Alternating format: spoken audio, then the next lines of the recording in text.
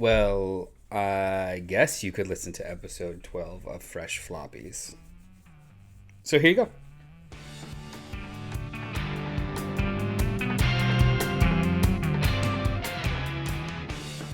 What's up to all our sidekicks and henchfolk out there in the Geek Nation? You're currently tuning in to Fresh Floppies, the show wherein we, JD and Noel... Flops and fresh.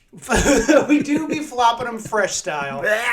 Floppies are basically the comic book issues that come out every week, and we're going to talk about them without spoiling them for you. No spoilers. We are allergic to spoilers. We physically gag. You remember in Knives Out where when she lies, she throws up uncontrollably. Yeah. That's what happens when we try. I mean, I could listen to spoilers. Yeah, I can't. But when I tell spoilers, I know I'm telling a spoiler. I projectile vomit. It's just like Lincoln, right? I cannot tell a spoiler. Is that his whole thing? You know, was it attributed to him? Or, probably, yeah. I feel like, I mean, I'm sure, you know, cannot tell a lie.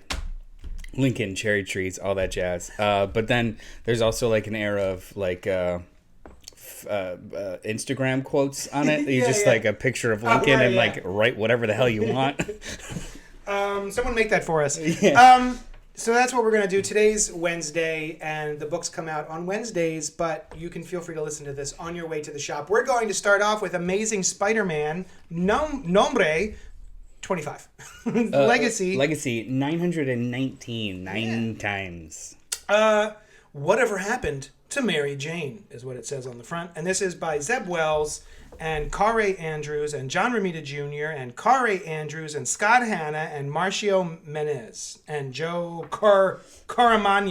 This is an oversized anniversary issue for this current run. Yeah. So it's thicky boy. The presentation, how do you feel about that? Oh, I feel great. This is what I want every issue to feel like. It's nice and it's a chunky boy.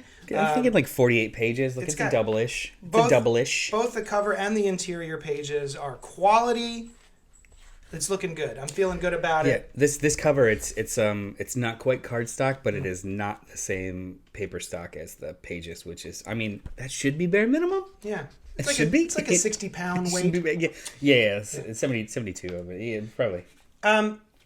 All right. So what has been happening in Amazing Spider-Man? The Zeb Wells run has told us that something happened 6 months to a year ago. It was a big cataclysmic event. Spider-Man's real upset about it, and everyone's mad at him. Mary Jane is married or with another man, and they have 2 children. And this Hot Paul is what transpired for all of those events that have taken place. It explains what happened to Mary Jane. Last issue or 2 issues ago, it was revealed that Peter and MJ got whisked away to another dimension where time moves differently. He came back and was only here for about a day or 2, hectically trying to get back to her. He finally makes it back, but it has been years since he's seen her for her time. And this is her story. I was delighted to see Kare Andrews doing some interiors again. I haven't seen him for a while. He has sort of 9 different art styles, and I like all of them. And this one is a little bit more Todd McFarlane-y. He also has like a Frank Miller style that he's used in the past. He did a lot of really great digitally painted covers for the Hulk back in the day. This dude's awesome. So I was delighted to see him. What did you think of this issue and the revelations therein, Noel? Well, I want to stay on Kare Andrews for a second because he actually changes his style in the book. Oh. So does he now? Yeah. So like if you look at the 1 week later when they meet the kids, it's the kind of more current Kare Andrews style. But then when you get to like the action of however months later, her like Mary Jane all buffed out with weapons, it's the kind of almost Image Comics style of Kare Andrews that he plays with. Like this book in the first half of this book, no spoiler, the time about 4 years worth of time transpires. Yes. So I have to believe that it is a conscious effort for him to actually switch up kind of his style during those like chunks of time, because he does skip a lot. And some of them look a little bit like more passive, a little rounder, sketchier, and some of them are really detailed and kind of action oriented. And I hope that was an active choice, because it really works. Yeah. I actually had to go back and look, like, oh, it's just Kari Andrews doing all of this chunk. Yeah. Like, that's really cool because it almost felt like handoffs. Right. Yeah. Slight differences. In a way that works. I know a lot of people complain about like the consistency of art in a comic, but it's almost the inconsistency kind of worked because you're seeing snapshots of two people's lives for 4 years, and it was kind of cool. I really liked it a lot. Story, the art. Oh, Did you like the story? You like what happened to MJ? I'm really enjoying this run. Me too. I'm really enjoying this run. Yeah. I understand that people are parasocially upset about Peter not being with the woman that they want him to be with. Yes.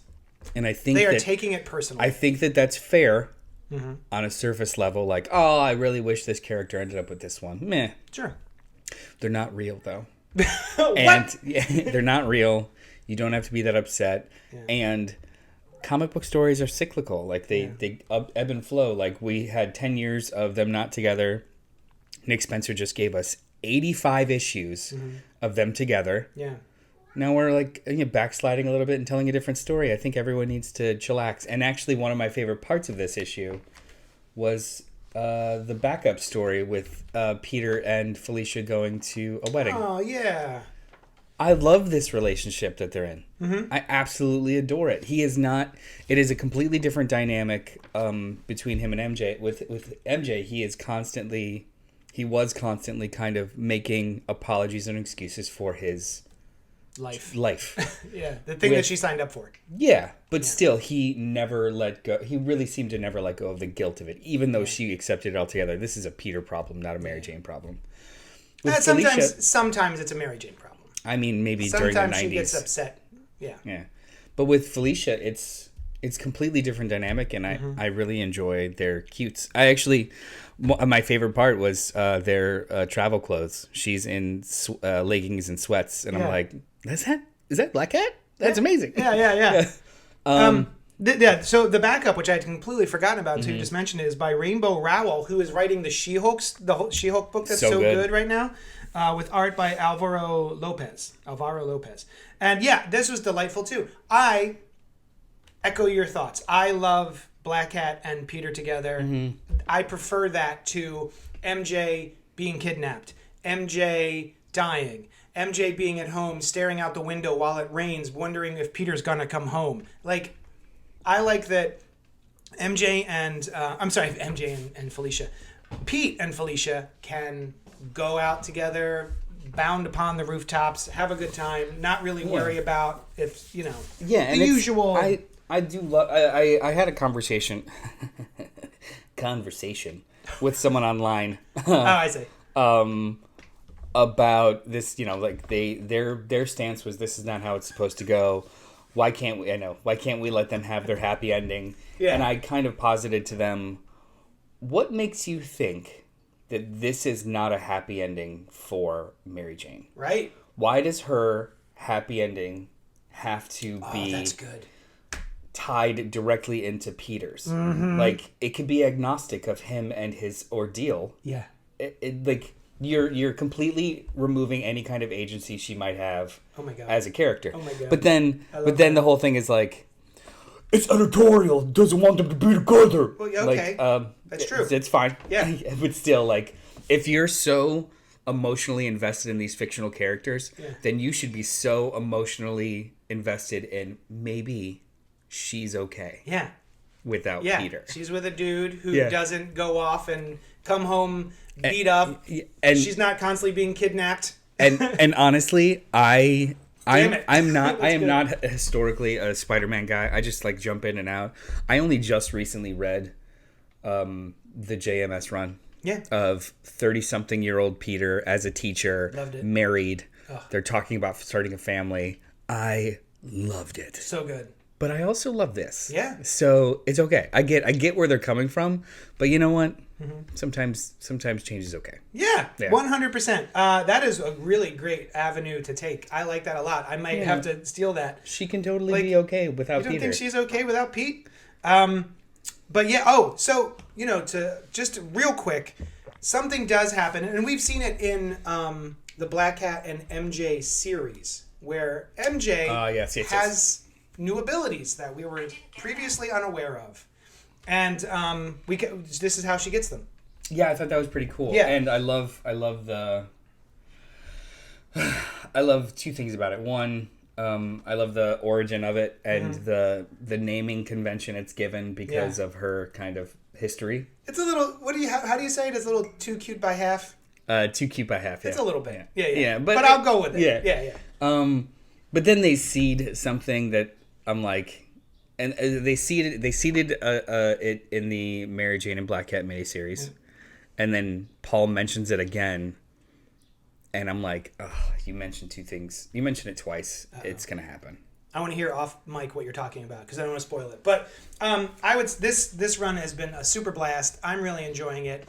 F all the people out there who F Twitter, which is just filled with rancid bile people who can't enjoy a single goddamn thing. This is super fresh for me. I am all in. Yeah, this is super fresh. Also, too, the JRJR art. Yeah.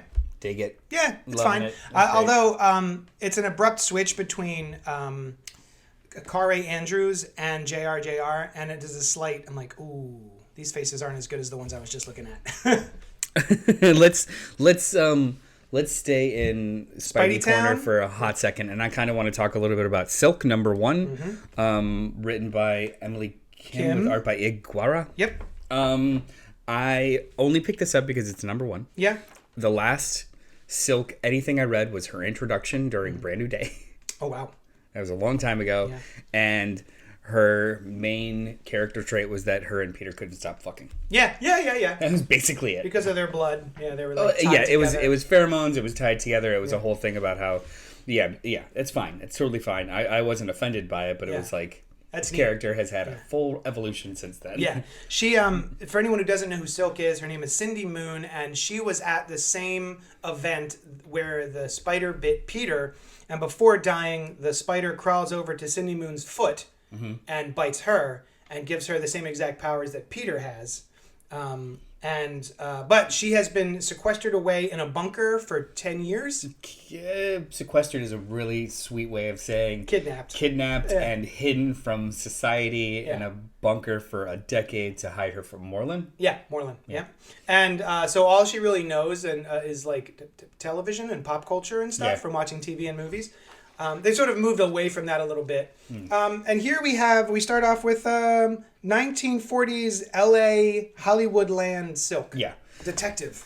So, right off the bat, I did enjoy this issue more than I thought I would. I do like Iguara's art. It's not like amazing, but it's incredibly serviceable, and I really, really like their panel layout. I've liked Iguara for a little while, and they were just doing the Magic the Gathering comic for Boom. Yeah. But then I was reading it, and more than halfway through, I'm like, is this connected to a continuity or something that just recently happened that I have no idea? And not in a I'm confused what's happening kind of way. More in a, did I miss something cool? Yeah.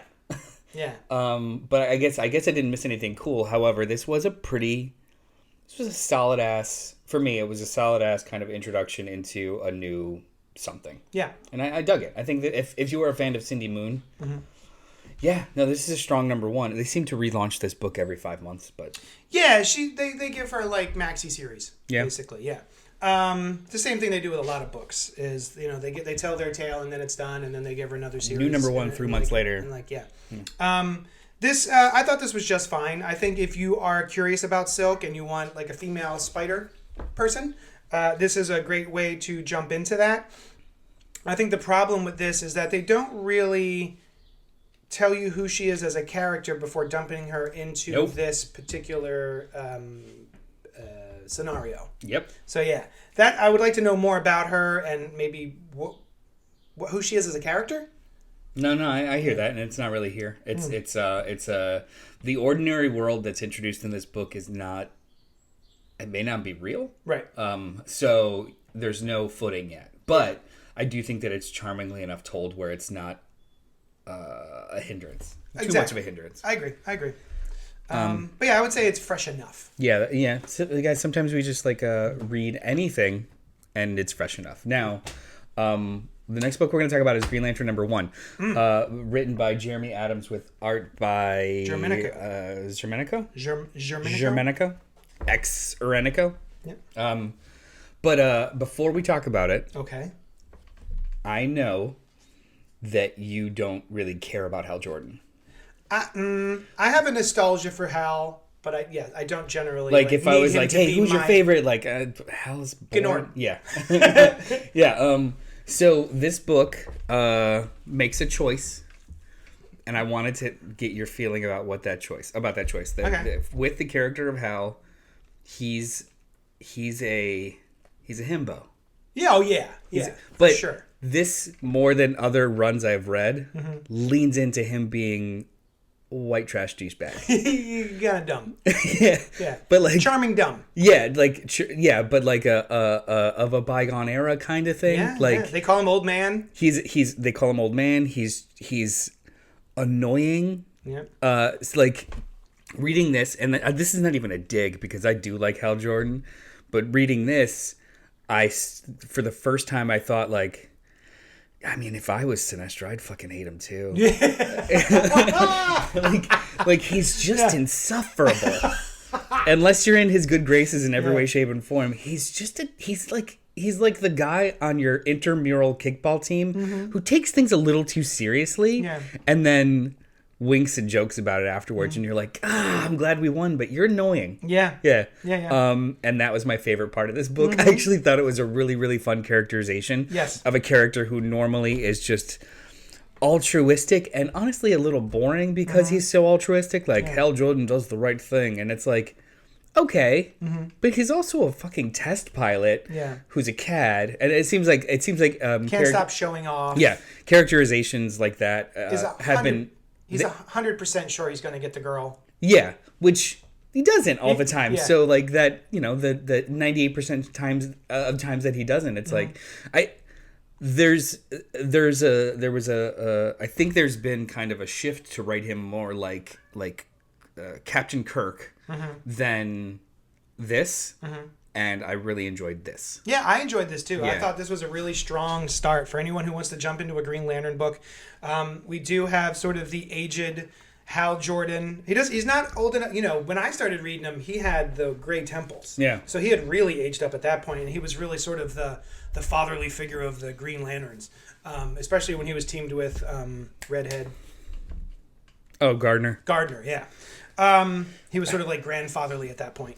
But here he's much younger, but still older. And, I would guess like maybe mid to late 30s. Like just old enough to know how to pilot, but be mad that now there's drones. Yeah. Just on the cusp of generation, right? So yeah, I thought this was really, really fun. I really enjoyed this. I think it's up there with like the Green Arrow that we really enjoyed recently, or that I really enjoyed. I like this better than Green Arrow, but Green Arrow was pretty strong. And the art is really nice too. It's a little bit of, gosh, he's so good. He just passed away. He did Avengers Forever way back. Busiek? That's sorry, Pacheco. Pacheco. There's a little bit of Pacheco in this, but also a little bit of Yvonne Reese. It's a mixture of the two. The only thing that I would dig is I'm not super in love with the coloring. Only in certain scenes. So like the one that you just showed me of Hal, like showing up as Green Lantern and being a hero, great. Yeah. But there's some daytime scenes where the shading is almost overly cartoonish. It takes a little bit away from the pencils, like the scene in front of their car. Yeah. It almost has a Luna Brothers feel to the coloring, which I can see that. I don't know if it works with like Germanico's pencils as much.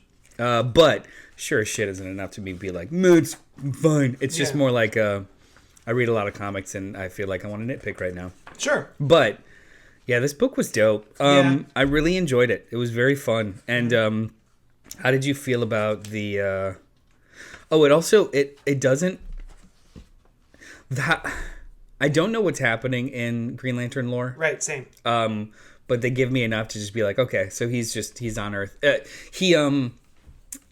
So apparently the Guardians are gone. That must have happened in the last series. And now the United Planets are in charge of the Green Lantern Corps, which is what becomes the Legion in 1,000 years. Yeah. And they're like, no, you got to work for us now, and we'll tell you where to go. And because Earth is in the middle of every goddamn thing that sucks. We're going to quarantine it, and you're going to be reassigned to other planets, other systems. And Hal's like, nah, brah. Very, very Hal Jordan decision. You know what? It's almost a... there's people like this that I see online a lot. I'm not saying that Hal Jordan is like... He's like a rugged individualist kind of person where it's just like, you don't tell me where to be. Right, yeah. And it works. And then like how they kind of get him back into... I mean, he quit. It's not like he was like, I'm just going to be down here with the ring and do all this other stuff. He like goes home. He's got $50 in his bank account. He doesn't know what he's going to do next. Yeah. He's sort of down and out.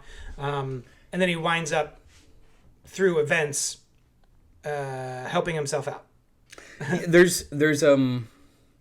There's an element of, and I don't know a better term for it. There's an element of white trash in Hal Jordan's characterization here that I find charming. Yeah. Not a deterrent. Like, he borrowed / took his brother's old trailer and has no place to live and just kind of rolls around. Like, there's an element of just like, it makes me think of almost of not in a kind of like reckless or sad kind of way, like Riggs.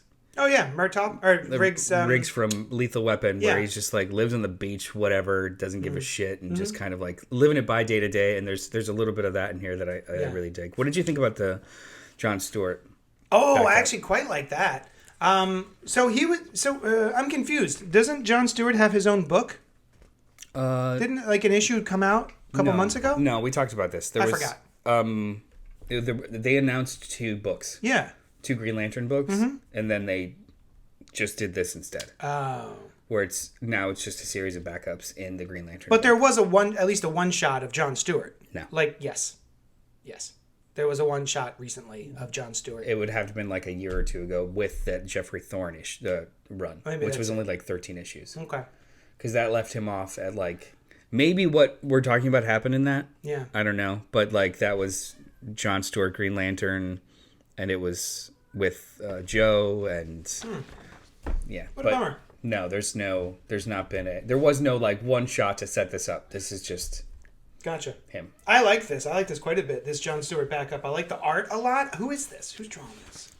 This is real cool looking. Actually didn't love the art. It looks a little bit like Trevor Hairsine. Montos is the name.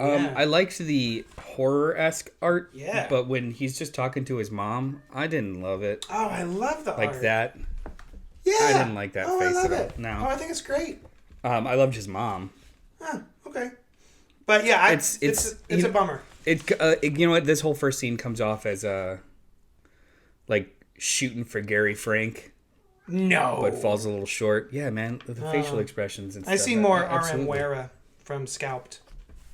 But I want to grab my issue of... I also like that it's sort of like a multiversal thing. Something is coming for John from a different multiverse. That is pretty cool. That took me a minute. Like, they introduce it real fast. Although, I am like, Radiant what? The Radiant Dead? Dead? Yeah, I know. Excuse me. You're not allowed to use that, because it's the Radiant Black and the Radiant Pink. Yeah, this was really weird. It read a lot like a free comic book day, 5 pages. Yeah. And I was like, oh, okay. But I'll definitely, it's not like one of those things I'll skip. Like if I'm reading Green Lantern, I will 100% read the backups. Oh yeah, this is not a backup that I would skip. It's just it's good. Yeah, I dug this. This was super fun. fresh. I really like this Green Lantern. Super freshies. All right, Ghostlore #1 from Boom Studios by Cullen Bunn, Leo Max, Jason Wordy, Brian Hurt, and Bill Crabtree. This is a horror book. Ghostlore? It's a horror book? What? Didn't think that from the title.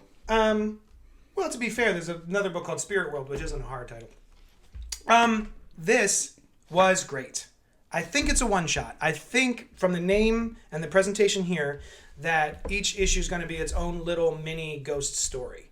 And what I really liked about this one is that this is a ghost story that also houses another ghost story within the confines of it. And I think that both ghost stories work really well. And I kind of hope that we see the sub-ghost story again later, because the visualization of it is so gnarly and it really stuck with me. I saw the cover of this book months ago in previews when I was doing my orders, and I thought, oh, well, that is a cover. That's a cover that grabs me. I wish that wasn't a cover. Oh, Oh, because it's a reveal? Yeah. Yeah. But I mean, it's also what made me order the book. So because I looked at this cover not knowing that was going to happen. It was like, okay. Blarg. I'm not even, that's the last thing I'm going to say about it. Oh, and also I should say, this is the artist who drew Basket Full of Heads, which was one of my favorite horror stories of the past, 5-6 years. Mm-hmm. So good. Good. This was cool. Yeah. I wasn't sure, like, reading it, got to the last page, and it just kind of, it does have a finality to it. Yeah. And I was like, is this... I don't think this ever has to continue. Right. Yeah. So, because I don't know anything about this series. So, yeah, if it's an anthology book, I guess that's cool. Yeah. I got to the end and I was like, oh, we're done? Oh, that's it? Silver Coin and other stuff. Creepshow. Yeah. Creepshow, Silver Coin. Yeah, but Creepshow, that's baked into the title. I get That's that. true. This was a little bit more of a surprise. Yeah. Like Silver Coin, haha, Ice Cream Man, stuff like that. Like this is Haha is the title of another comic book. Yes, You're not just Ice Cream Man, haha, haha, haha. Yeah, this was pretty strong. I'm not a. I have a not a love-hate, more of like a don't care. Oh, that was all right relationship with Cullen Bunn. Yeah. Yeah. I can't remember anything I've read of his that Minimum I Carnage. like. It's the only thing I remember that he had done. Oh, did he do Harrow County? Yeah. That one I love. I know. I love that because of Tyler Crook, the story I didn't care about. Oh, really? Yeah, no. Oh. I would say this is pretty fresh. I think it's fresh. Just fresh. Yeah. Because if I never read another Ghostlore story again, I'll be fine. Okay. But I do want to see more of this folding woman. She's cool. Folding girl. You've said too much. I'm sorry. You've said let's move too on. much. I'll say less. Take back what I said. I see that, before we get to the next books, I see that really quickly you brought some of your free comic book days with you. How was free comic book day Oh, it was great. to you? It was awesome. It was one of our 2 best days of the year. The other one being Small Business Saturday. Oh, well, the year's not over yet. That's true. I would like more days like this, please. Anybody that picked up their free comic books and read them, let us know what you thought. Free comic book day is so interesting. It's like all the companies put out preview stories of a bunch of stuff that they're doing, and sometimes they're interesting. Sometimes it's like 2 pages of story and then like 17 pages of character designs. Yeah. So it's like, Don't do that. I wish there was a consistency to it, but there was a couple cool ones, like the Spider-Man Venom one. Mm-hmm. The Spider-Man story was just kind of cool. Gleason's art is fun. Yeah. The Venom story was almost, it was like under my skin, kind of creepy. Whoa, nice. And kind of made me want to read the next arc of Venom. Okay. So, like, did the trick. Everything else that I read for Free Comic Book Day was just like, all right. Yeah. This one was good. Nice. I haven't gotten to it yet. It's sitting here on my pile of things to get to. Yeah, you should read the backup. Oh, and then there's also that's right. an ad for, a couple pages of Ultimate Invasion, which is coming up by Hickman and Hitch. Also, Hickman's new book, I think, maybe that's in the Avengers one, Gods. Sorry, Gods. Oh, cool. With Valerio Schiti. Ooh. Yeah, it seems to be a Hickman doing his thing, but magic. Cool, I'm into it. Yeah. Yeah, give it to me. I like me some Hickman. I want you to tell me about a book that you read. I'll tell you about a book. It's called Spirit World. It's from DC Comics. It's part of the We Are Legends imprint. So, because of Asian American AAPC, what is the name of it? Please don't put me on the spot like that. I'm All I so know is that sorry. it's awareness. Yeah, Asian Month. And, I hate that I have to call it that. What is it called? We're not cutting this.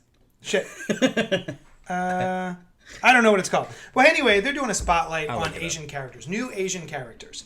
And this is one of those. Each one there's going to be a bunch of 6-issue miniseries that deal with a different new Asian character. And this is a they-them character called Spirit World. Well, that's not the name of the character, but the book is they-them. And so basically this is a character that we have previously seen in the big crossover event that just took place. What was that called? Lazarus Planet, Dark Fate. And they team up with Batgirl and Constantine. and Batgirl is now lost in the spirit world, and it's up to Constantine, which I didn't realize was in this book. Also, the main character, whose name I don't remember just yet, and they are trying to get Batgirl back from the spirit world. It's Asian American and Pacific Islander Heritage Month. AAPIH. What? Asian American and Pacific Islander Heritage Month. Gotcha. AAPIH. Thank you. I'm trying to remember this character's name so that I don't mess it up. But yeah, I was really surprised. This is an interesting sort of horror book meets Miyazaki spirit world type shenanigans. Cool. So it was actually pretty good. I was not sure if this was going to be a one-shot or if it was a miniseries, but it turns out it is in fact a miniseries. And it's off to a really good start. There's two other miniseries, right? Like in this is City Boy and Vigil. Yep. Yeah. So of the three, I did look at like these coming out. Of the three, the only one that I kind of found interesting was City Boy. Yeah. Because it was giving me like cool Jack Hawksmoor vibes. Yeah, I've seen a lot of complaints online. They're like, "That's just Jack Hawksmoor. Why don't you just?" I mean, that's cool though. Is it? Why? Is it the same powers as some other dude? I don't know. Yeah, I don't but know the idea of it has always been cool, and they should do it more. I'm sorry, are we going to get rid of all the Spider characters? Right. Are we going to get rid of all the Bat Family characters? People like, oh, I'm sorry, your character flies. That's the same thing as Superman. Stop it. Like, who gives a shit? It's just, it was a cool. Like, I like the writer, and it's a cool premise, and I'm really excited about that one.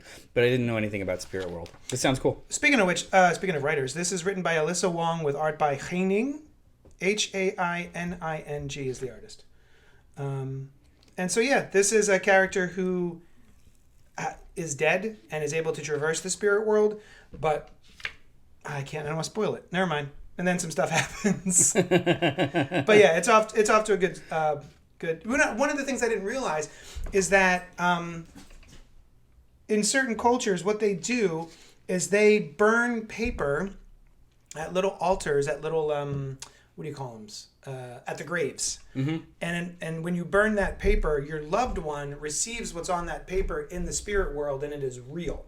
So this character's ability is to take paper and make it into a real thing. So she meets a little girl in the beginning. It's very It. It's like a little girl in a yellow trench coat, and almost gets sucked into the sewer. And she makes her a little paper umbrella and is able to snap and make it into an actual umbrella. Oh, that's cool. Like a real world thing. That's cool. So yeah, she takes paper and creates real things out of it, whenever she needs it. That's cool. Yeah. So it's kind of interesting. Plus, you've got Cassandra Cain, Batgirl, stuck in the spirit realm, and so you get to spend a lot of time in there. And real flesh is tasty to the spirit, so she's constantly trying to run and escape all these spirits who just want to nibble. I like that. That sentence was interesting. Real flesh is tasty to the spirit. What'd you read? I'm going to talk about a little calm, quiet book called Nemesis Reloaded, written by Mark Miller and Jorge Jimenez. This is issue 5, a double-sized issue that I did not realize was, and this is the final issue. Mm-hmm. This was such a weird series because Nemesis came out in like 2006, 2007. Steve McNiven, 4 issues, and it was just a book about what if the Joker was Batman, or what if Batman was as insane as the Joker. Yeah. So this came out, and it is it's a redo of that first series. It's the first series. It's a reboot. It's a reboot of that first series, and so much as it doesn't matter. Don't. Oh, okay. JD just reached for the book, and I'm saying don't look through it. Okay. So this series, this 5-issue series, was a lot of the same beats as that original one of just like, he's thwarting the city officials every left and right, and he's got big plans. You don't know why. You get little glimpses of his growing, like, so the cover insinuates him growing up into like this life and stuff. Gotcha. I thought those were like his sidekicks or something. No. That's him in the phases. Gotcha. So the main plot of this book wraps up about halfway through, and then the second half of this issue leads directly into Big Game, which is Mark Miller and Pepe Larraz's large summer blockbuster series, which is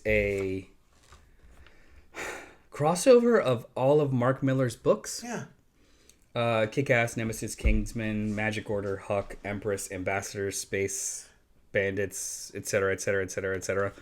And I knew that this was coming, but I had no idea how they were going to do it. But then the back half of this book was like, you son of a bitch. Nice. You son of a bitch. And it was mildly impressive. Wow, okay. Yeah, it was mildly like the stuff, the air quotes Mark Millar lore that he pulls in to kind of try and make sense of where this is going is pretty interesting. Nice. Okay. I still don't know how it's going to work because almost all of these like miniseries that he's done over the last like 10 years seemed pretty insular. Very different. Like all siloed, very different. Yeah. But he seems to have kind of maybe reverse engineered something that could be cool. Okay. And with Pepe Larraz's art, I'm in. So this miniseries of Nemesis Reloaded is fine. Yeah. It's like the Jorge Jimenez art is really what you're there for. Mm-hmm. It's basically just edgy man being edgy. Yeah. But then this 5th issue was like, oh, you shithead. Yeah. This is kind of You cool. got me. You got me. All right. So mileage may vary, but I'm excited for what comes next. And don't flip through it. I mean, yeah, don't flip through it. Just get it. Maybe off mic, you could flip through it. Okay, cool. All right. But yeah, that's it. That's it. We did it. Was there anything you're looking forward to this week before we split? Wow. You had to throw that question at me. The same question we have every episode. Is there something you're looking forward to? No. Is there? No, I can't remember any of the other books. There's a couple of. I'm actually really looking forward to the next issue of Danger Street. Oh, It's such an odd book, and it really makes you work, because there's a gajillion characters, and so all of these characters are intertwining in Danger Street, but the voiceover or the narration is done from Dr. Fate's helmet speaking to the audience members and using almost code for all the main characters. Like he's the Dr. Fate's helmet is telling you a story about knights and princesses and ogres, and then it's juxtaposed with these characters doing things and like trying to solve a murder and stuff. And then so it's very weird. It's just like, and then the princess met the ogre, and the ogre walked, and then you're just seeing really like Lady Cop and Creeper. Mm-hmm.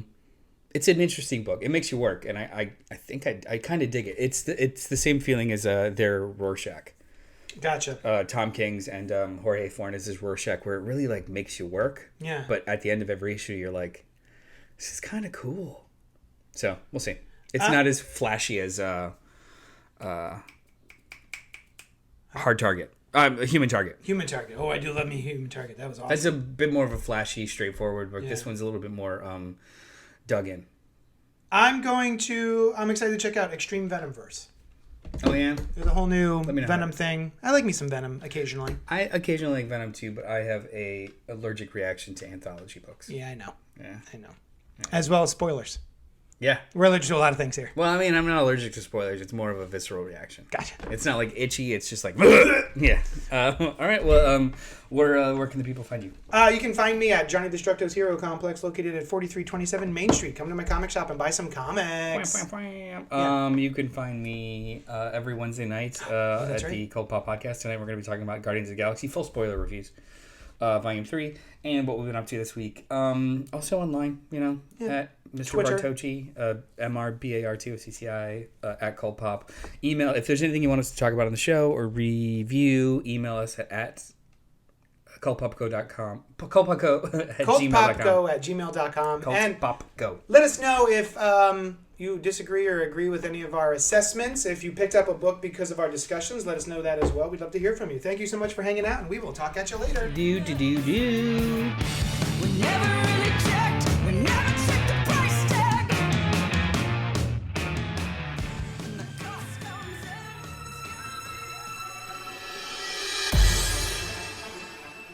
Thank you for listening to the Cult Pop Network, home to podcasts, live shows, and a whole lot of fun stuff for every flavor of fan.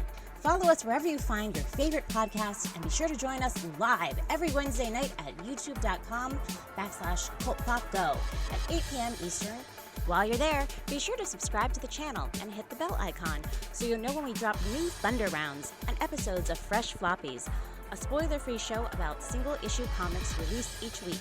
Until then, we'll talk at you later.